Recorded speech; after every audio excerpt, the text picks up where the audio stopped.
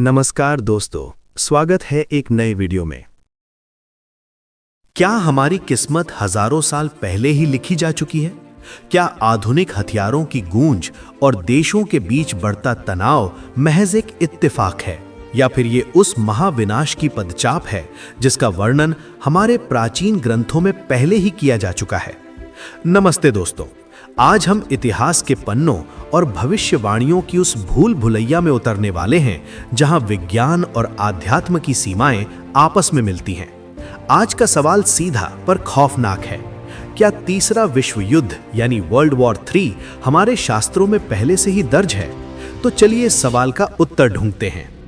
आज की दुनिया में जब हम न्यूक्लियर वॉर की बात करते हैं तो हमें लगता है कि ये आधुनिक तकनीक की देन है, लेकिन अगर मैं आपसे कहूं कि महाभारत के ब्रह्मास्त्र और आज की इंटरकॉन्टिनेंटल बैलिस्टिक मिसाइल के बीच की समानताएं आपको हैरान कर देंगी।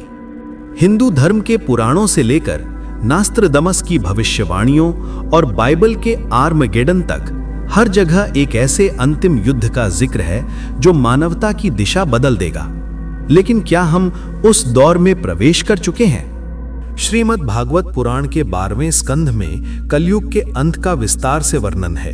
वहां लिखा है कि जब शासक लुटेरे बन जाएंगे, धर्म केवल दिखावा रह जाएगा और इंसान की औसत आयु बहुत कम हो जाएगी, तब एक क्रांति होगी।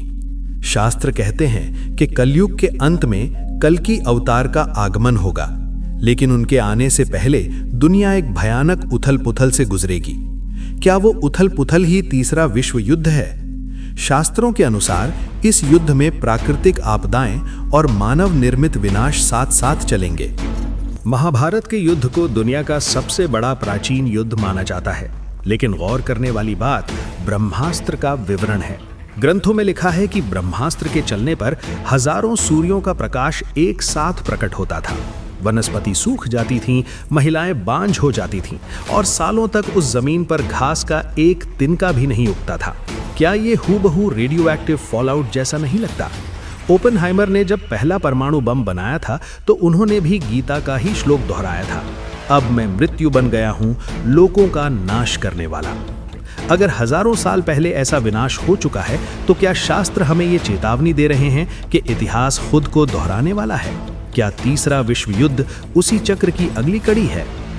भविष्य पुराण एक ऐसा ग्रंथ जिसे लेकर आज भी इतिहासकारों में मतभेद है, लेकिन इसकी कई बातें सच साबित हुई हैं।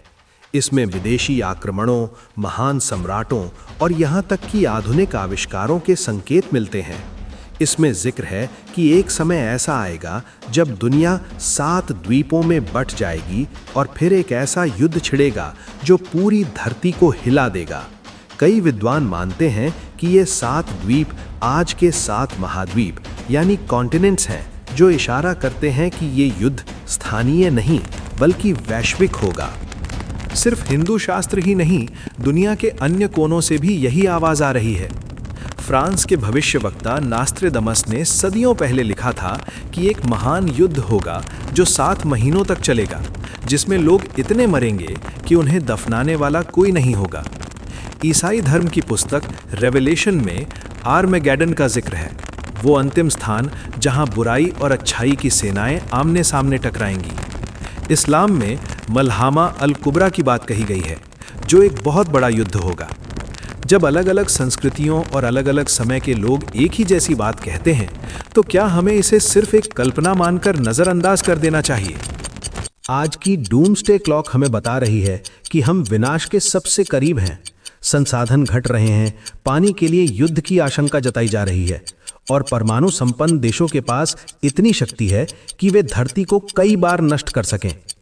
शास्त्रों में इसे प्रलय कहा गया है, लेकिन याद रहे, शास्त्रों में विनाश के बाद पुनर्निर्माण की भी बात है। कलयुग के बाद सतयुग का आना निश्चित है। तो क्या तीसरा विश्व युद्ध वो शुद्धिकरण की प्रक्रिया है जिसके बाद एक नई दुनिया का जन्म होगा? शास्त्र हमें डराने के लिए नहीं बल्कि सचेत करने के लिए लिखे गए थे। वे बताते हैं कि जब मनुष्य अहंकार में अंधा होकर प्रकृति और धर्म का निरादर करता है तो विनाश अवश्यम भावी है। चाहे आप इसे शास्त्रों की भविष्यवाणी कहें या जियोपॉलिटिकल क्राइसिस, सच्चाई ये है कि मानवता आज एक नाजुक मोड़ पर खड़ी है। आपका क्या मानना है? क्या प्राचीन ऋषियों ने जो देखा था वो आज सच हो रहा है, या फिर हम अपनी गलतियों से इस विनाश को टाल सकते हैं? अपने विचार कमेंट्स में जरूर साझा करें।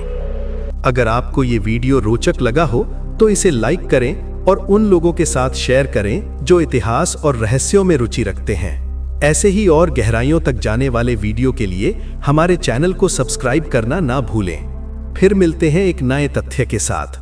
जय सनातन।